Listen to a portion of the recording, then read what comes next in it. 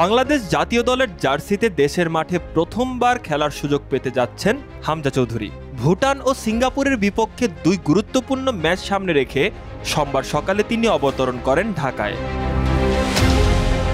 গত মার্চে ভারতের শিলংয়ে এশিয়ান কাপ বাছাইয়ে ভারতের বিপক্ষে গোলশূন্য ড্র ম্যাচে বাংলাদেশ দলে অভিষেক হয়েছিল হামজার। সে অভিষেকের পর এবার নিজের দেশের মাঠে প্রথমবারের মতো জাতীয় দলের হয়ে মাঠে নামবেন এই defensive midfielder. Bangladesh coach হাভিয়ার Cabrera জানিয়েছেন, 10 জুন সিঙ্গাপুরের বিপক্ষে গুরুত্বপূর্ণ ম্যাচের আগে ভুটানের সঙ্গে প্রীতি ম্যাচে হামজাকে মাঠে নামিয়ে দেশের আবহাওয়ায় মানিয়ে নেওয়ার সুযোগ দিতে চান তিনি। তবে চূড়ান্ত সিদ্ধান্ত এখনো নেননি কোচ।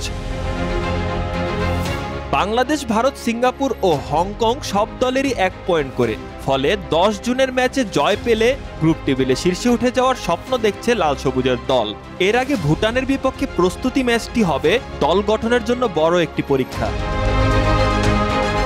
ইতোমধ্যে জাতীয় স্টেডিয়ামে অনুশীলন শুরু করেছে বাংলাদেশ দল। ইতালি থেকে ফিরেছেন ফাহমিদুল ইসলাম।